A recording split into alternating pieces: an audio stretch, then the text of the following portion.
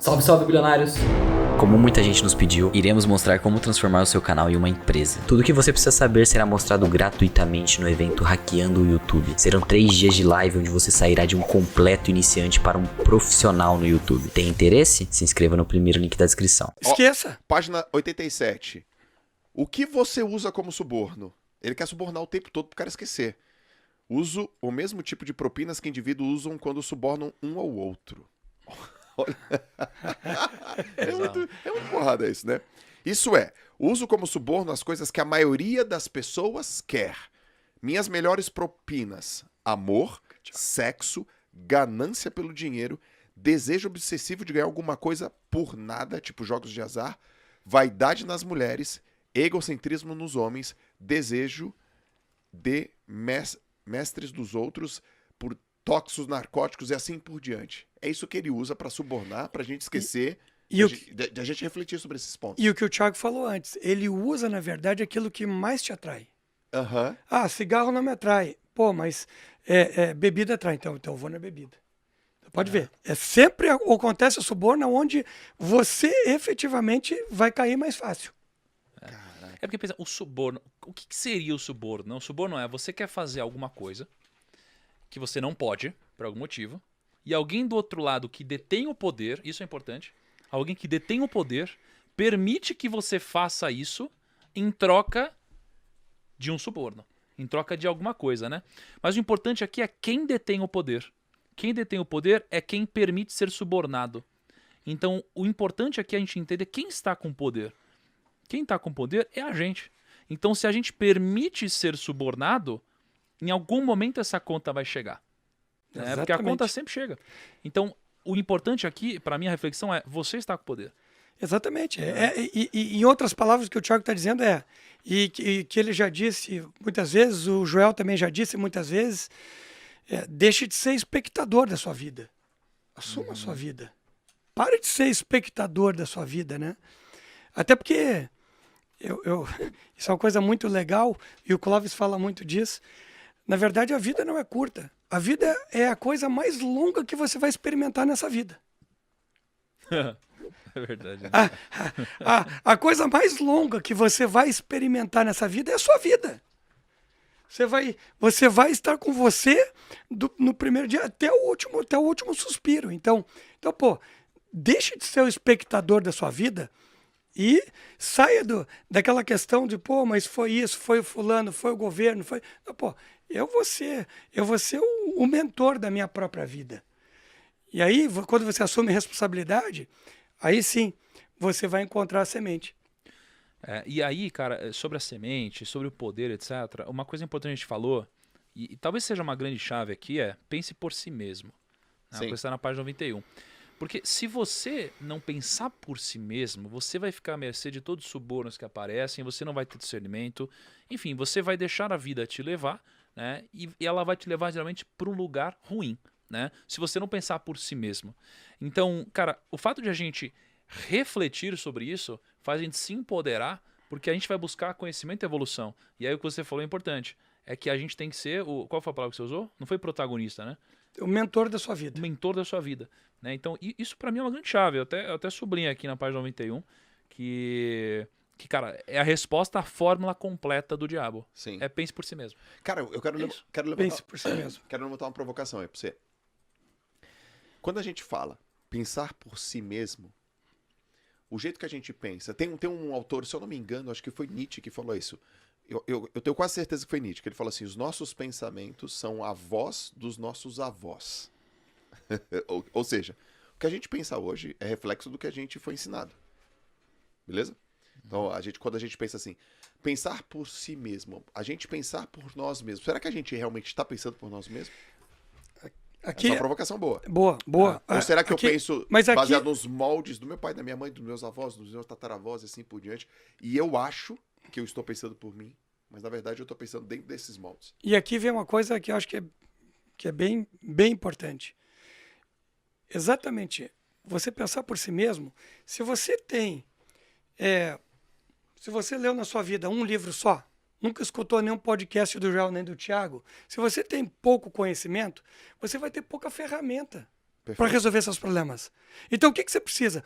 Você precisa pensar por si mesmo, mas antes de pensar por si mesmo, e no momento que você começa a pensar por si mesmo, você tem que buscar conhecimento. Então, você tem que escutar o podcast do Thiago, escutar o podcast do Joel, tem que ler o livro do Thiago, ler o livro do Joel, tem que ler livros, ler Napoleon Hill, ler milhares de livros. Hoje em dia, a gente tem muita... Entendi o que ele tá falando. Entendeu? Quer dizer... Porque a partir do pensamento dos outros, você cria... Porque, a olha sua... só, se você tem... Peraí, mas Se você tem puxando esse gancho de livro, a gente tem o nosso parceiro Esquilo, que o cara pode baixar dentro desse aplicativo aqui que eu tô mostrando na TV agora. Kaique, ele tá querendo quer bater a meta, olha lá. Agora... Ele é muito bom. Na TV? Pera.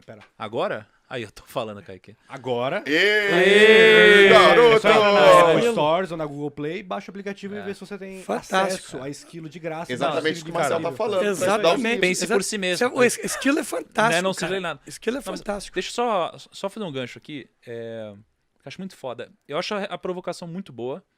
É difícil ter uma resposta para isso. Pô, será que a gente pensa mesmo por nós mesmos? Ou será que o que a gente pensa é um agrupado de tudo que a gente já consumiu e etc, né? Sim. Eu acho que é um agrupado de tudo que a gente já consumiu, né? Então pensa assim, tem o mito da caverna, né? O cara na caverna, para ele essa é a realidade. Ele não consegue pensar com clareza porque ele não tem todas as informações. Sim. Então você precisa conhecer muito mais coisas e você precisa conhecer pontos de vista diferentes. Mas aí o livro ele traz uma outra provocação pra gente, que é assim, a gente o tempo todo tá brigando com os nossos próprios instintos para que a gente possa chegar a algum lugar. E um dos instintos mais fortes que a gente tem são os vieses que a gente tem. A gente tem muitos vieses, né? Então, por exemplo, o viés da confirmação. Eu não gosto de ser contrariado. Então eu não quero entrar naquela zona de dor. Então eu só quero ler livros que confirmem o que eu já sei. Sim. Eu só quero andar com pessoas que confirmem o que eu já sei. Eu só quero ouvir podcasts que concordem comigo. Então, por exemplo, alguém fala, não, diabo, não pode falar diabo, não sei o que lá. Aí o cara sai. Ele não vai ouvir coisas que ele não está acostumado. Só que aí, se a gente foge desse instinto, né, a gente tem 188 vieses hoje. Cita o 56, por favor. 56? É. Vamos lá, a zoeira. Se qualquer um que você falasse, eu ia falar. Não, mas, pô, posso citar vários, mas o mais simples talvez seja o viés da confirmação, certo, né? Então, a gente acha que a gente toma decisões, mas na verdade elas são tomadas com base em vários viés que a gente tem de acordo com a nossa vida. O ponto é, a minha reflexão para sua resposta é que a gente nunca vai pensar por si mesmo de uma forma genuína, porque a gente tem que agrupar informações de todo mundo para formar uma opinião.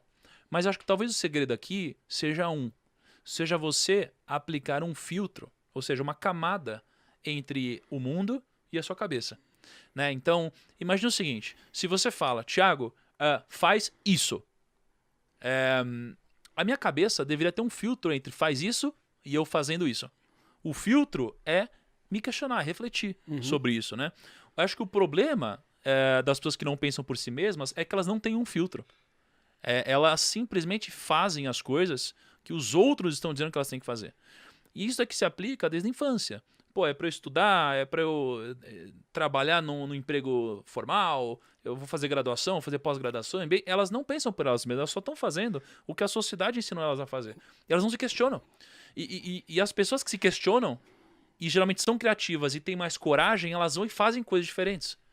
Mas por uma questão matemática, se a maioria das pessoas elas não tem dinheiro, é claro que fazer o que a maioria das pessoas estão fazendo vai te levar para o mesmo caminho. Certo. Então, o simples fato de você pensar por si mesmo significa você colocar uma camada e refletir, se questionar. E falar, peraí, mas se tá todo mundo com esse resultado e todo mundo fazendo isso, eu não devo fazer a mesma coisa.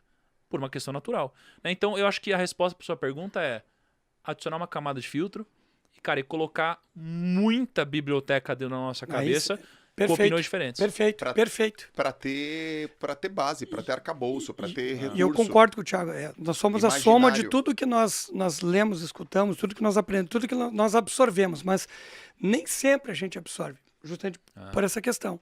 Porque a gente muitas vezes por exemplo, não decoro música. A gente... Aí você não estava aqui. Eu não vi. Mas isso que o Thiago falou é bem assim mesmo. Porque o que acontece? Você, na verdade, quer confirmar aquilo que você sabe. Exato. Aí você não está buscando novos conhecimentos. Então, por exemplo, falar sobre esse livro Mais Esperto que o Diabo, para quem não quer nem conversar sobre esse assunto não é pra mim, minha opinião já tá determinada, vocês estão falando groselha, o cara não consegue nem, deixa eu ver um outro ponto de vista, mesmo eu sabendo ou tendo já uma opinião sobre esse fato. O cara não quer ouvir uma opinião contraditória. O meu livro predileto, e Mais Perto que o Diabo tá entre os mais prediletos, é um livro sobre vieses, que é o livro A Arte de Pensar Claramente.